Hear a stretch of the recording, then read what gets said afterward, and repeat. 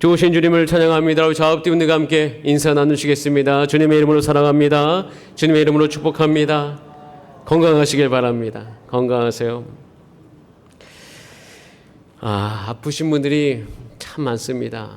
지난 주간에 또 저희 교회 안에 다치신 분들이 있습니다. 지정훈 청년은 이빨이 좀 어려움이 있어서 치료 중에 있고요. 또 백예순 권사님은 교회 새벽 예배에 오시다 미끄러지셔서 지금 병원에 입원해 계십니다. 다행히 수술을 하지 않으셔도 되셔서 기도해 주시고요.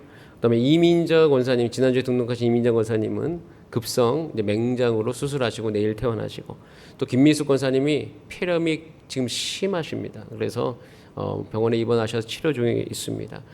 기도해 주시고요. 또한 그 외에 여러 가지 항암 치료, 또 여러 가지 상황 속에서 치유받으시는 분들이 주 예수 그리스도 안에서 회복될 수 있도록 함께 기도해 주시기를 바랍니다.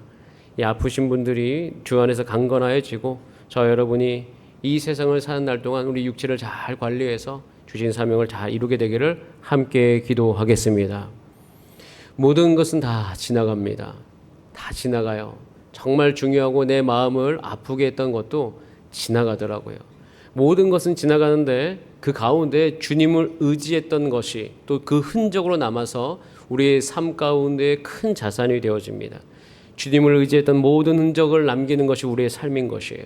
그렇게 살 때 여러분의 삶은 찬란하게 빛이 나며 우리의 삶은 의미 있게 되는 것이에요. 여러분, 지금도 예수님이 살아 계십니다. 예수님은 지난 주간 여러분을 지켜주셨습니다. 예수님이 얼마나 세밀하게 역사하시는지 저는 피부로 느끼고 있습니다.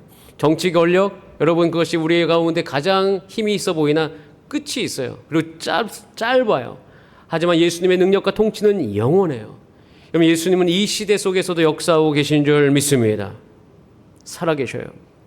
그런데 세상은 늘 이 예수님의 살아계심을 증명하라고 합니다. 예수님을 시험하는 것이죠. 사실 예수님의 살아계심을 증명하라고 하는 그 마음속에는 그 마음속에 예수님의 살아계심을 부인하고 싶은 마음이 도사리고 있다는 것을 오늘 알 수 있어요.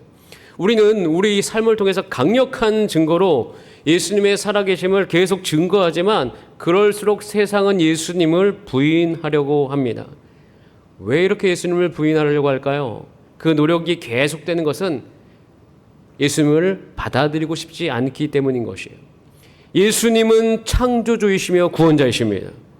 그런데 왜 창조주이시고 구원자이신 예수님을 받아들이려고 하지 않을까?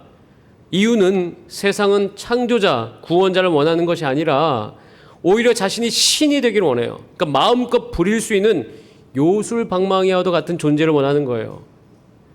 우리가 그것을 이 성경 속에서 관찰할 수 있는 것은 예수님이 표적을, 그 기적을, 이적을 베푸실 때는 사람들이 굉장히 많이 그곳에 있는데 그 이후에 예수님의 말씀, 진리가 선포될 때는 사람들이 다 예수님을 떠나요. 요술방망이라는 것이 사라지고 진리가 선포되니까 예수님을 떠나는 모습이 관철되더라. 그것이 사람의 마음이에요.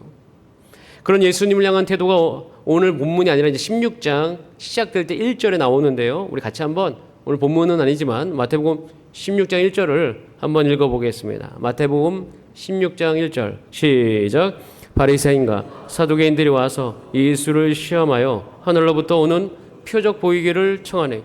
표적 보이기를 청한다. 계속 예수님을 증명하라고 요구하는 거예요. 이때는요, 예수님이 사역을 시작한 지 2년 6개월이 지나서 3년이 다 되는 거의 끝에 예수님의 사역의 말기입니다. 수많은 이적을 이미 보여주셨어요. 예수님이 누구인지 분명히 압니다. 그리고 수많은 표적을 이미 보이셨기 때문에 이렇게 답을 하죠. 3절에 아침에 하늘이 붉고 흐리면 오늘은 날이 굳겠다 하나니. 이 무슨 얘기입니까? 다 알 수 있다는 거예요. 하늘만 봐도 오늘 날이 어떤 줄 아는데 너희가 날씨는 분별할 줄 알면서 시대의 표적은 분별할 수 없느냐? 이미 분명하게 드러난 것을 왜 눈을 가리듯이 보지 못했다고 이야기하는가? 분명히 드러났다. 예수님은 의도적으로 자기 자신을 예수님을 부인하려고 결정한 사람들의 마음을 알기 때문에 그 사두개인들과 바리새인들 그 마음속에 예수님이 인정할 마음이 없다는 것을 알기 때문에 그 의도를 정확하게 알고 대응을 하시는 거예요. 이미 표적은 충분하게 보여주셨습니다. 충분하게. 그리고 오히려 이 태도에 대해서 제자들에게 이렇게 이야기하죠. 바리새인과 사두개인들의 누룩을 주의하라.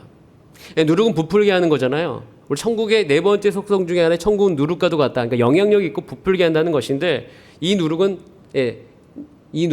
사두개인과 바리새인들의 영향력을 어떻게 주의하라, 없게 하라는 거죠. 그것이 너희 삶 가운데 퍼지지 않도록 해라. 이렇게 말씀하시면서 그들의 태도를 경계하십니다. 물론 이것에 대해서 처음에 제자들은 잘 모르죠. 이게 무슨 얘기지? 막 그러다가 떡을 안 가져와서 그런 건가? 이런 생각을 하잖아요. 근데 여러분, 예수님이 누구십니까? 이미 이전에 오병이어를 통하여서 5,000명을 먹이신 분 아닙니까? 예수님께서 지금 빵 걱정 때문에 묻는 게 아니잖아요. 이렇게 제자들도 지금 우매한 상태예요. 우리 인생에도 이런 일들이 있습니다. 저는 여기서 저와 여러분들 가운데 이런 기도가 나오기를 원합니다. 주여, 제자들의 우매함을 깨우쳐 주셨던 것처럼 나의 우매함을 깨우쳐 주시옵소서. 여러분들께서 말씀을 듣고 영적인 눈이 열려서 예수님이 여전히 살아계시고 지금 여기 함께 계신다는 것을 알고 반응하신 여러분의 삶이 되시기를 바랍니다. 이미 예수님은요, 저와 여러분의 문제를 많이 해결해 주셨습니다. 지금도 해결해 주고 계셔요. 자, 그런데 여러분, 한 가지를 분명히 말씀드립니다. 우리의 신앙이 더욱 깊어지고 강해지기 위해서는 문제의 해결로만 예수님의 살아계심을 경험하려고 하면 안 됩니다. 왜냐하면 문제라는 것은요, 인간의 죄성과 우리 육체의 한계의 결합으로 말미암아 계속 우리 삶 가운데 나타날 것이기 때문이에요. 지금 여러분, 세상을 보시기 바랍니다. 이 세상은 인간의 죄성과 죄성이 부딪히기 때문에 혼돈이 있어요. 의의 길로 가지 않는 것 때문에 혼돈이 일어나는 것이에요. 그리고 우리 육체는 안타깝게도 날이 지날수록 연약해져 갑니다. 그건 부인할 수 없는 사실이에요. 우리 육체는 힘이 빠져갈 것이에요. 10년 뒤, 20년 뒤 우리 육체는 점점점 빠져갑니다. 그렇기 때문에 그 인간의 죄성과 우리의 연약함이 결합되어져서 계속 문제는 일어날 것이에요. 그렇기 때문에 계속 그 일어나는 문제의 해결로만 예수님의 살아계심을 증명하는 것 어리석은 것이에요. 그 문제들은 계속 일어날 거예요. 그 문제들이 그럼 계속 일어날 때마다 어떻게 해요? 예수님의 살아계심을 경험하지 못하고 그 문제에 내 마음에 온통 뺏겨서 오히려 예수님을 누리는 삶의 좋은 것들은 다 빼앗긴 채 살아갈 수 있잖아요. 그렇기 때문에 예수님께서는 우리를 새로운 길로 인도하십니다. 그리고 우리가 보길 원하시는 것이 있어요. 그것이 오늘 본문 13절에 나오는 것이에요. 우리 같이 한번 오늘 본문인 13절 말씀을 같이 읽어보겠습니다. 시작. 예수께서 빌립보 가이사랴 지방에 이르러 물어 이르시되 사람들이 인자를 누구라, 따라하겠습니다. 인자를 누구라 하느냐.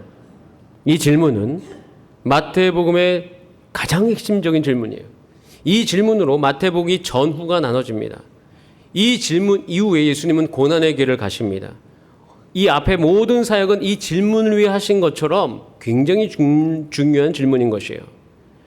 예수님의 모든 사역은 자신이 누구인지를 알리기 위해서 하셨던 것이에요. 그리고 그것의 완성으로 십자가의 죽음과 부활, 이것이 함께 그 예수 그리스도의 사역 안에 있는 것입니다.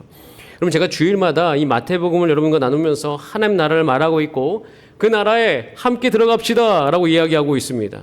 그런데 그 나라에 그럼 지금 들어가 있는 사람은 누구냐? 그 사람은 분명합니다. 예수님이 누구신 줄 아는 분이에요. 즉 다른 말로 이야기하면 예수님이 누구시냐, 이 질문에 대해서 여러분들은 그 마음속에 반응이 있어요. 외부로는 드러나지 않지만 이미 여러분의 존재 자체는 예수님이 누구신지에 대한 반응을 다 가지고 계십니다. 그 예수님이 누구신지에 대해서 여러분들이 어떻게 반응하느냐, 이것에 따라서 천국을 누리느냐 못 누리냐가 결정이 되는 것이에요. 우리의 일상의 삶이 쫙 나누어집니다. 예수님은 누구신가? 사실 그때 그 시대를 살았던 사람들도 그것이 궁금했어요. 말씀드렸듯이 이때는 예수님의 사역 2년 6개월이 지냈을 때였습니다. 3차 갈릴리 사역의 피크에 있었을 때예요. 이때까지 예수님의 수많은 기적들은 사람들이 이미 보았습니다. 문둥병을 고치시고 소경을 고치시고 귀신을 쫓아내시고 5,000명을 먹이시고 4,000명을 먹이셨어요. 이런 표적을 다 행하신 다음에 질문하는 거예요. 인자를 누구라고 하느냐. 그런데 이 질문을 두 번 하세요. 오늘 본문 보면 첫 번째 질문하고 두 번째 질문이 완전히 다른데, 우선 첫 번째 질문은 이렇게 질문하십니다. 사람들이 인자를 누구라고 하냐? 너 주변 사람들 있잖아. 그 주변 사람들이 인자를 누구라고 하지? 그 질문에 14절에 대답을 합니다. 더러는 세례 요한, 더러는 엘리야, 어떤 이는 예레미야나 선지자 중에 하나라 하나이다. 더러는 예레 요한 또는 엘리야, 예레미야, 선지자, 이렇게 이야기합니다. 주변 사람들이 이렇게 이야기한다는 거예요. 자, 그러면 누구는 세례 요한이라고, 누구는 엘리야라고 하고, 누구는 예레미야, 선지자 중에 하나라. 왜 이렇게 다를까요? 그것은 그들이 경험했던 경험 때문이에요. 세례 요한을 봤던 사람은 예수님을 보니까 세례 요한과 이런 공통점이 있구나. 그렇기 때문에 예수님을 세례 요한이라고 이야기하는 거예요. 자신의 경험으로 그렇게 정의하는 거예요. 비슷한 모습이 있으니까. 엘리야라고 하는 사람도 마찬가지예요. 자기가 그렇게 성경을 통해서 읽어왔던 그 엘리야, 그 엘리야의 모습과 예수님의 모습이 흡사하니 엘리야라고 이야기하는 것이에요. 즉 모든 것을 자신의 경험에 의지해서 예수님이 누구신지를 정의하는 것이에요. 여러분, 굉장히 중요한 것을 하나 예수님께서 묻고 있는 거예요. 여러분들에게 예수님이 누구십니까? 아마 여러분들도요, 여러분의 경험으로 인해서, 또 여러분들이 예수님이 이런 분이셨으면 좋겠다는 것으로 예수님이 누구신지를 지금 생각하고 계실 거예요. 회사를 운영하시는 분들이라면 예수님이 경영 전문가였으면 좋겠다. 자녀를 기르신다면 예수님은 교육 전문가. 이런 식으로 예수님이 누구시다라고 생각을 하고 있어요. 나의 경험으로 예수님은 누구시다라고 이야기하는 것이에요.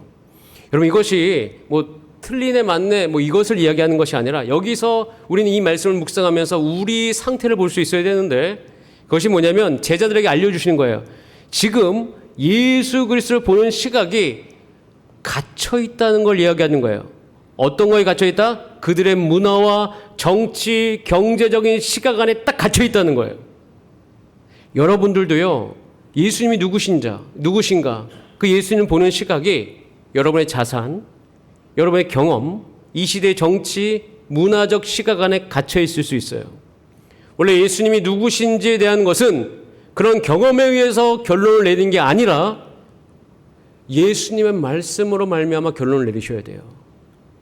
성경을 통해서 결론을 내리셔야 된다는 거예요. 우리는 예수님에 대해서 다 각자 판단하고 있습니다. 이 시대 안에 갇혀서. 그래서 오늘 본문은 이렇게 이야기하고 있어요. 너의 생각으로만, 경험으로만 예수님이 누구시다 라고 말하는 것을 멈추라는 것이에요. 그 의미가 오늘 본문에 담겨 있어요. 그것을 더 깊이 볼 수 있는 것은 뭐냐면 이 질문했던 장소를 보면 알 수 있어요. 13절 한번 다시 보세요, 여러분. 13절 말씀을 다시 보시면 예수께서 어디서 이 질문을 하셨습니까? 어디죠? 빌립보 가이사랴. 가이사라 빌립보라고 이야기하죠. 원래 이 지역은요, 그리스도 신화의 신을 굉장히 많이 숭배했던 지역입니다. 이방신을 숭배했던 지역인 거죠. 그 신께 귀속돼서 자기의 생계를 지켜주기 바랬던 굉장히 영향력 있는 도시였어요. 자, 그런데 이 도시에 헤롯 빌립이 이 도시를 다스리면서 이런 어떤 지역의 특성을 이용해서 이것을 자기의 정치적으로 이용하기 시작하는데, 헤롯 빌립이 로마 황제 가이사에게 잘 보이기 위해서 이 도시의 종교성을 이용해서 가이사를 숭배하는 도시로 탈바꿈시켜가고 있었어요. 그래서 가이사라 빌립보라고 이야기한 거예요. 그러니까 우상 숭배의 상징적인 장소예요. 자, 그곳에 가면 그때 당시에 거대한 신전이 있습니다. 사람을 압도할 만한 신전이 거기에 있었다는 거예요. 가이사랴를 위한 신전. 거기서 예수님은 그 신전 앞에서 제자들에게 묻고 있었던 거예요. 사람들이 뭔가 거대한 구조물을 본다던가 실질적인 눈에 보이는 것이 있다면 그것에 대한 경외심이 들잖아요. 사람들의 마음이 어떻게 해요? 예수 그리스도가 누구신지보다는 지금 이 시대에 이끌고 있는 것은 로마 황제다라는 거예요. 로마 황제를 신으로 만들고 있고 사람들은 그 신을 따르고 있는 것이에요. 그리고 또 한 가지, 그 신, 사람이 신이 되고 그 신을 따르는 그 마음의 속성 안에 사실 인간은요, 그 속성이 있어요. 신이 되고 싶은 속성이 있어요. 물론 내가 무슨 신이 되려고 해? 이런 마음을 한번 물어보면 다 개인적으로 부정할 수 있어요. 자, 그런데 그건 적극적인 표현이고요. 소극적으로는 난 누구든지 힘만 있으면 간섭받고 싶지 않은 마음이 있어요. 내가 넉넉하면 굳이 내가 기도하며 살지 않고 싶은 마음이 있어요. 내가 괜찮으면, 내 육체적으로 건강하면 내가 꼭 교회 다녀야 돼? 하나님을 섬겨야 돼? 라는 마음이 있다고요. 우리 사람은요, 힘을 쓰고 싶어 합니다. 그 힘을 쓰고 싶어 하는 마음이 그 안에 다 있어요. 그 마음을 이용해서 사단이 하나님으로부터 우리를 떠나게 만듭니다. 근데 그런 영향력이 가득한 곳이 그곳이었어요. 그곳에서 묵고 계신 거예요. 그럼 지금도요, 이 시대에는 그렇게 우리를 이끌어가고 있습니다. 삶에서 가장 중요한 것이 뭘까? 가이사랴 빌립보에서 그 앞에서 질문을 받았던 그 제자들의 모습을 상상하시면서 이 시대도 각 세대별로 다르겠지만 결국에는 경제요. 결국에는 요즘에는 또 누리는 것 자체가 신분이 되어져서 얼마나 많이 여행을 가는가, 얼마나 많이 가졌는가, 결국 자기 자산이요, 결국에는 친구 관계요, 결국에는 정치, 실질적인 것에 우리 눈이 갈 때가 있어요. 그런 영향력의 거대함 속에서 예수님 묻고 있는 거예요. 그것이 천국이 아니다. 진짜 천국을 경험하게 그런 영향력이 우리 가운데 있음을 알고 함께 모여서 우리가 해야 될 것이 있어요. 그게 뭔지 아세요? 그것은 예수님이 누구신지에 대한 고백이에요. 그런 영향력이 강력한 곳에서 천국을 누리기 위해서는 예수님이 누구신지에 대한 고백이 있어야 된다라고 말씀하시는 거예요. 저와 여러분 오늘 주일에 함께 모였습니다. 우리가 왜 모였습니까? 이것 하려고 모인 거예요. 지금 이 시대도요, 혼돈의 시대입니다. 정치도 혼돈스럽고 경제도 혼돈스럽습니다. 그러면 거기에 우리 마음이 다 빼앗겨갑니다. 그것이 우리 인생을 결정하는 듯이 이야기해요. 여러분 얼마 안 있으면 다 지나갑니다. 10년 뒤에도 그럴까요? 다른 세대가 되겠죠. 10년 전에 다른 시대였잖아요. 다 지나갑니다. 우리 지나감 안에 우리가 누려야 될 것이 무엇입니까? 계속 그 걱정하는 것일까요? 아닙니다. 우리는 이 시대에도 천국을 경험할 수 있어요. 여러분 예수님이 탄생하셨고 예수님이 사역했던 그 시대에도 너무나도 정치적으로 혼돈의 시대였어요. 하지만 그때도 천국을 경험했던 사람들이 있었던 것처럼 지금 시대에도 영원한 천국을 누릴 만한 사람들이 이 땅 안에 존재해야 된다는 것이에요. 여러분, 저와 여러분들이 그 하나님의 나라를 다 누리게 되는 백성 되기를 간절히 바랍니다.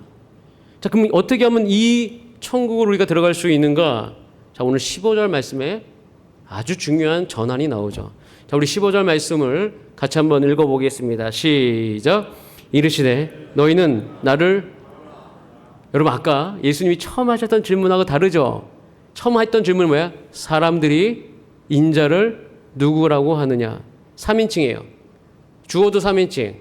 예수님 스스로도 3인칭을 썼어요. 자, 그런데 그 인칭이 바뀌죠. You and I. 너와 나의 질문으로 바뀌어요. 1인칭과 2인칭. 너는 나를 누구라고 하느냐? 저는 여러분 성경을 들고 다니시라고 이야기합니다. 될 수 있으면. 왜냐하면 성경 안에 지금 여러분들께서 이 말씀 딱 들으면 펜을 이용해서 성경을 바꾸셔야 돼요. 바꾼다기보다는 그 위에 너희는 앞에 여러분의 이름을 넣으셔야 돼요. 이르시되 진규는 나를 누구라고 하느냐? 그럼 이 성경 말씀이 나에게 들려지는 말씀으로 바뀌어요. 여러분 인생이 모두 바뀔 때 일어나는 중요한 것은 말씀의 인칭이 바뀝니다. 남에게 하는 말씀이 아니라 그것이 나에게 주는 예수님과 나와의 문제로 바뀌는 거죠. 예수님께서 이제 이 질문을 깊게 하시는 거예요. 이 질문이 아주 중요해요. 왜냐하면 이 질문은 나와 예수님을 연결하는 질문이기 때문인 것이에요. 예수님께서 물어보는 거죠. 너에게 나는 누구냐? 여러분 예수님은 여러분에게 누구십니까? 영웅이십니까? 아니면 기독교를 세우는 그냥 창시자이십니까? 아니면 예수님이 말씀하신 대로 진짜 하나님인가? 진짜 하나님의 아들인가? 그뿐 아니라 더 중요한 표현, 살아계신 하나님의 아들인가? 여러분 이 질문 앞에서 여러분 이야기를 하셔야 돼요. 천국을 누리시기 위해서 여러분 저는 여기서 우리가 한 가지를 압니다. 우리 인생을 진짜 살게 하시는 것이 무엇인지. 여러분, 이때 그 인간의 역사를 바꾼 놀라운 대답이 나오죠. 그래서 우리가 마태복음 16:16이라고 하잖아요. 이것이 교회의 태동이에요. 자, 같이 마태복음 16장 16절 말씀을 같이 한번 읽어보겠습니다. 시작. 시몬 베드로가 대답하여 이르되 주는 그리스도시요 살아계신 하나님의 아들이시니이다. 아멘.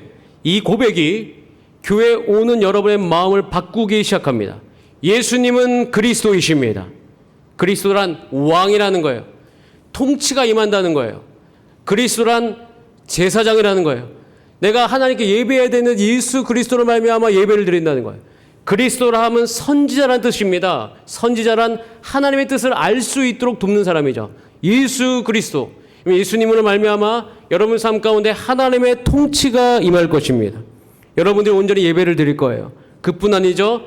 여러분의 삶을 향한 하늘의 뜻을 예수 그리스도로 말미암아 알아갈 수 있다는 것이에요. 그뿐 아니죠. 정말 어려운 고백이 하나 있어요. 지금 가이사라 빌립보는 다 가이사가 왕이라고 얘기해요. 신이라고 이야기하는데 그때 누굴 향하여서 하나님이라고 얘기하는 거예요? 예수님. 예수님을 하나님의 아들이라고 이야기하는 거예요. 여러분, 지금 이 시대에도 이 세상을 흔들 만한 중요한 고백이 있습니다. 교회를 세우는 고백이 있어요. 그것은 하나님이 살아계시고 예수는 그리스도시요 그 살아계신 하나님의 아들이다.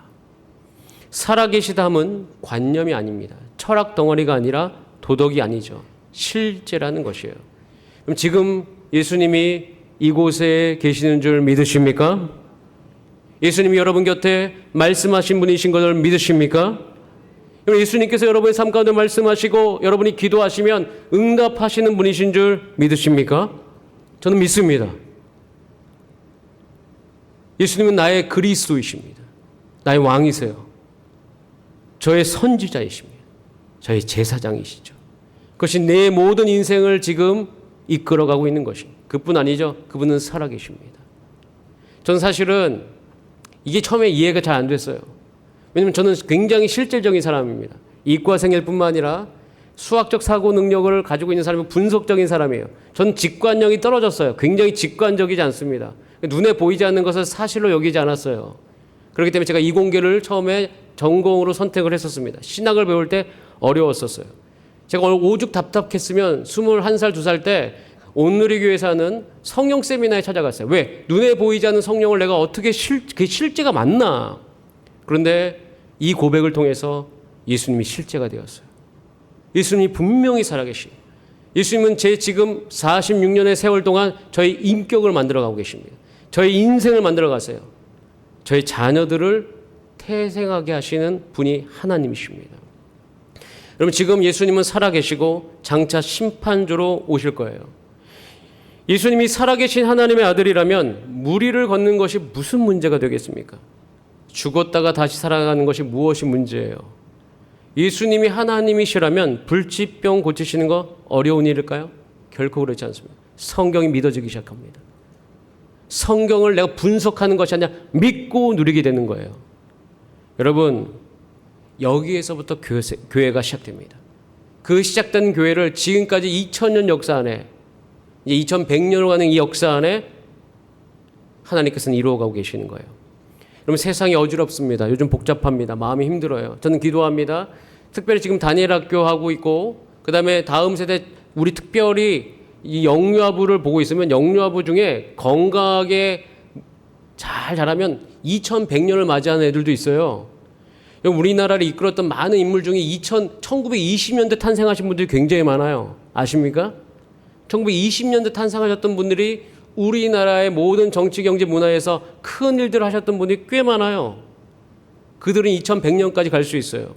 저는 우리가 예수를 그리스도라는 것을 알려주고 하나님의 살아계신가 말씀으로 우리 한국 땅 안에 그 2100년까지 하나님의 살아계심을 드러낸 사람들이 우리 주사랑교회 안에서 성장하게 되기를 기도합니다. 이 고백은, 주는 그리스도시요 살아계신 하나님의 아들이라는 이 고백은 파급력과 폭발력이 있어요. 그것에 대해서 18절에 이렇게 표현하고 있습니다. 우리 같이 한번 읽어보겠습니다. 18절 말씀. 시작. 또 내가 내게 이르노니 너는 베드로라. 내가 이 반석 위에 내 교회를 세우리니 음부의 권세가 이기지 못하리라. 아멘. 이 반석 위에, 이 반석이라는 것은 고백이죠. 그 고백 위에, 베드로가 아니라 그 고백입니다. 베드로의 고백 위에 교회를 세우겠다. 결국 교회란 말이 처음 나오죠. 교회란 예수님을 왕으로 모신 사람들이 있는 것이에요. 여러분, 구원은요, 하나님이 주인이 되시는 겁니다. 죄란 내가 주인이 돼서 살아가는 거예요. 여러분, 내가 주인이 되어 살아가려면 내가 전지전능한 존재가 되어야 됩니다. 그거 되기 위해 사람들이 돈을 많이 강구하죠. 건강해지려고 하죠. 그러나 여러분, 우리는 전지전능하지 않습니다. 우리는 무지무능해요. 그렇기 때문에 내가 주인이 되면 안 되는 거예요. 무지무능하기 때문에 망합니다. 하나님이 전지전능하시기 때문에 하나님이 주인이 되시면 우리는 삽니다. 제가 이제 지난 주간에 필리핀에 비행기를 타고 다녀왔습니다. 최근에 항공사고가 있어서 또 아이들이 많이 가는 것이기 때문에 제가 그 비행기를 타면서 얼마나 기도했는지 몰라요. 안전하게 해달라고. 걱정도 되잖아요. 근데 제가 아무리 걱정을 해도 저는 절대 비행기를 조종하지 않습니다. 왜요? 저보다 조종사가 훨씬 더 안전하다는 걸 너무 잘 알고 있기 때문이에요. 여러분, 세상살이는 하나님이 훨씬 많이 아십니다. 지금까지 제 인생을 살아왔고 또 어른들에게 물어봅니다. 인생을 아시겠어요? 모르죠. 하나님이 훨씬 더 우리보다 많이 아십니다. 하나님이 전지전능하십니다. 하나님이 주인 되셔야 되는 거예요. 하나님이 주인 되시는 것이 천국의 길이 열린 거예요. 하나님의 통치가 임한 것이기 때문입니다. 그 통치로 가려면 우리는 고백해야 돼요. 주는 그리스도시라. 살아계신 하나님의 아들이시라. 이 고백 위에 교회가 세워집니다. 그리고 이 고백을 한 다음에 예수님께서 이런 이야기를 합니다. 너가 풀면 하늘에서도 풀리고 네가 매면 하늘에서도 매인다라고 이야기합니다. 이게 무슨 얘기입니까? 여러분, 이런 것이에요. 여러분들이 여러분의 입술로 천국을 맬 수 있어요. 묶을 수 있어요. 아무런 힘이 없도록 할 수 있어요. 어떻게? 부정적인 말을 사용하면. 예를 들어서 나는 원래 이래. 천국을 묶어버리는 거예요. 우리 자녀는 이런 한계가 있기 때문에 이 정도의 딱 한계 속에서 머물러 있을 거야. 내 배우자 아무리 전도해도 예수님 못 믿어. 마음속에서 내가 천국을 묶어버렸습니다. 묶어버리면 어떻게 해요? 하늘에서 묶여 있어요. 주는 그리스도시여 살아계신 하나님의 아들이다라는 고백을 하잖아요. 우리 입술의 고백이 달라져요. 주님, 우리가 볼 때, 내가 볼 때 한계가 있습니다. 우리 가족이 구원받기에는 분명히 한계가 존재합니다. 하지만 주 예수를 믿으라. 그러면 너의 가정을 구원하겠다 하셨던 그 말씀을 내가 믿고 오늘도 내가 가서 입술로 고백합니다. 우리 가정이 구원받을지어다. 그 말씀을 믿음으로 어떻게 해요? 풀어버리죠. 그걸 풀면, 천국 열쇠로 그걸 풀어버리면, 믿음으로 고백하면 따라서 하늘에서도 풀리리라. 우리 운명이 달라지는 거예요. 그럼 이 천국 열쇠를 다 여러분이 가지셨어요. 이 천국 열쇠를 갖고 여러분들이 믿음이 없어서 다 묶으면서 하지 마세요. 풀으셔야 됩니다. 여러분 입술의 부정적인 것으로, 여러분의 부정적인 감정으로, 여러분 부정적인 말로 그걸 묶어버리면서 살아가는 우리의 암울한 인생이 아니라 성경을 믿고 성경을 먹고 그 믿음으로 말미암아 나의 지식과 부딪히는 그 한계 속에서도 주 앞에 기도하면서 우리가 믿음으로 고백하면서 천국 역사를 지닌 자로서 내가 풀면 하늘에서 풀리라는 이 약속의 말씀이 주님 나의 삶 가운데서 이루어지게 하여 주시옵소서. 그런 은혜가 여러분 가운데 있기를 간절히 소원합니다. 저는 여러분의 삶의 열매가 천국을 누리는 삶의 열매가 되시기를 간절히 기도합니다. 여러분들이 2025년 내신 기도 제목이 있어요. 볼 때마다 기도합니다. 이 믿음이, 이 기도 제목이 천국을 푸는 고백이 되게 하여 주시옵소서. 주님 이루어 주시옵소서. 우리 옆분들하고 한번 인사하겠습니다. 천국을 누리실 것입니다. 시작. 천국을 누리실 것입니다. 자, 우리 다 함께 이 시간 그 믿음으로 주 앞에 고백하고 기도합시다. 두 곡을 부를 텐데요.